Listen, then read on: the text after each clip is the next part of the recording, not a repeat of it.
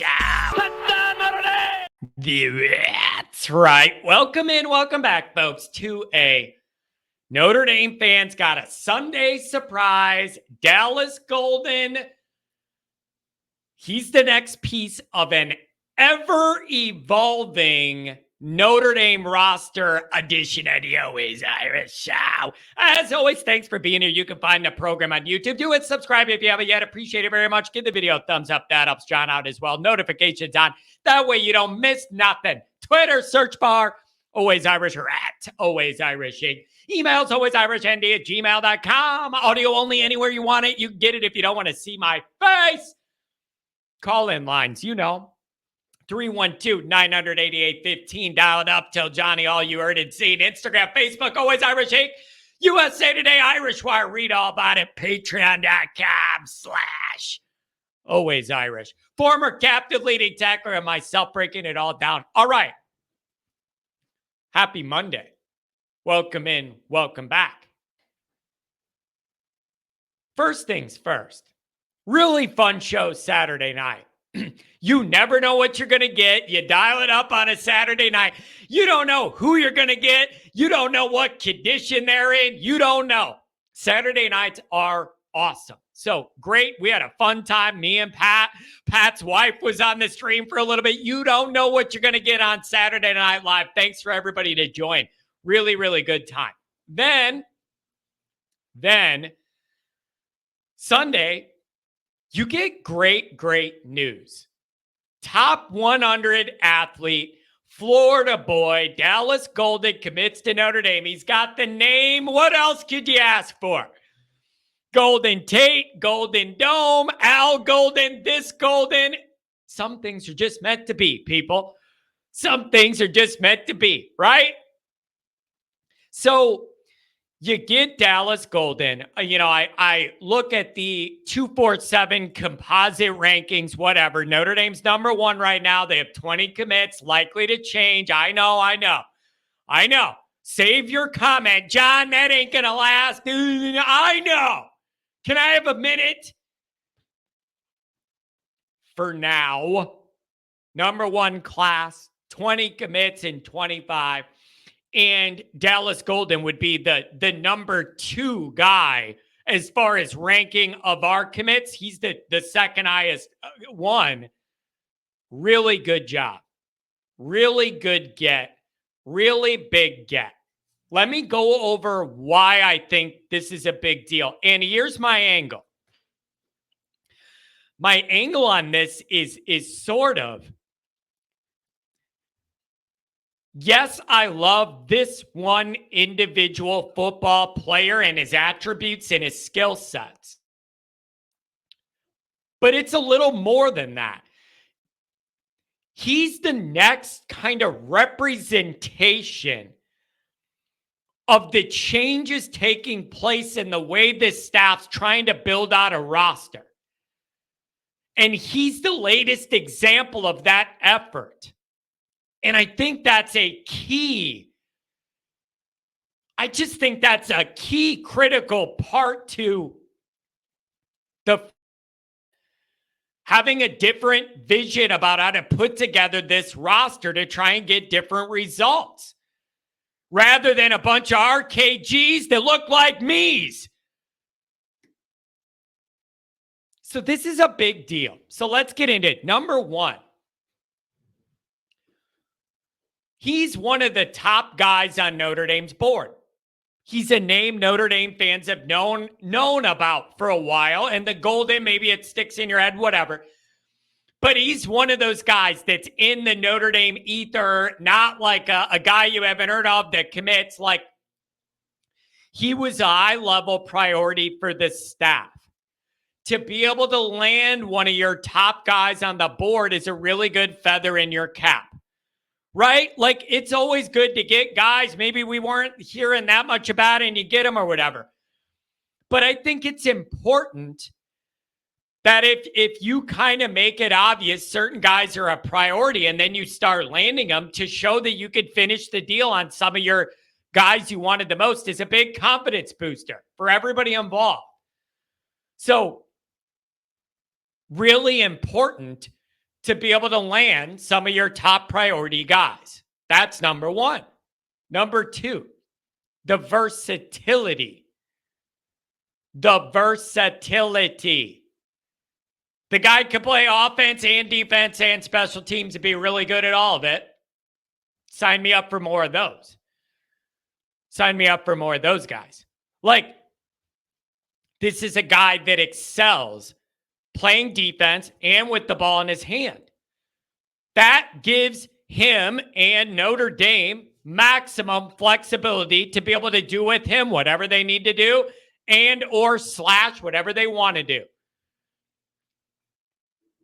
Is he best served as a defensive secondary player and then a punt returner or a kickoff guy or whatever? Or is he so good with the ball in his hands, he's got to be a running routes? Like, these are good problems to have to figure out the best role for the guy. But that's how special of a gifted athlete he is, that he can excel at both sides of the ball and legitimately play in college either way. That's a different athlete. That's a different skill set to be that flexible. Here's the third thing. Florida. Right when this news broke Sunday, me and Goolsby recorded a Patreon and we broke down the film, and Goolsby was breaking down what he's seeing with this guy on offense and defense and all that. And Mike's so good at it. He knows what he's looking at and he knows what he's looking for with these kids. Florida dudes are built different. Florida dudes are just built different. There's a different mindset. There's a different physicality. A lot of those Florida guys are just built different. It's a different gene. That Florida football gene is just a different thing. Sign me up for all those guys you can. This is a multi-year relationship that is culminated with this commitment. Brian Kelly wasn't willing to do that. So this could have never happened. Forget it. Forget it. The effort they put into building this relationship, a path Brian Kelly was unwilling to go down, to lay down the groundwork for this many months to try and get in to even have a chance to get the commitment, that's not, Kelly didn't think that was worth the time. It's all different now. It's all different now, and it paid off. You would be well served to build as many Florida to Notre Dame pipelines as you can. Those guys are built different. The football they play down there is different. The competition's different. It's just the heat's different. I don't know what it is. Florida dudes are different. The stats bear it out. Look at the recruit, the talent as recruits, and then NFL drafts. Just the more direct routes from the South up to us, from the South to South Bend, the better, in my opinion. Okay? So building Florida pipelines there, big deal to me, and I love seeing that as well. And then here's another thing, too. I've been speaking a lot about, how many times have you heard me say on a live stream or whatever, say, I just feel like, the more this Freeman recruiting regime we see, the more guys Notre Dame's getting on both sides of the ball that can make splash plays, flash plays, multipliers like the NFL scouts talk about. I've been saying over the months, it just feels like we have more of those guys on both sides of the ball, or in all three phases, really, that are capable of making those splash, flash, big-time, game-changing, needle-moving plays. We're getting more of them on each side of the ball. That's exactly what this guy is. That's exactly what this guy is. He's the latest guy to add into all of the things that are in my head when I say this roster's changing in a big way. This roster's changing in a major way. I just keep saying, I can see and feel the roster turning over. More athletic, deeper, longer, faster. Dallas Golden's another piece of that. And so it's great to get him as an individual, certainly, and what he could provide Notre Dame. But a part of this is also about the bigger picture to me as well. It isn't just about that one guy. It's a bigger picture representation of the new way Notre Dame's trying to put together their team and their program and build out a roster. Totally new way to do it. We're not messing around with RKGs. Some of them, but not as many.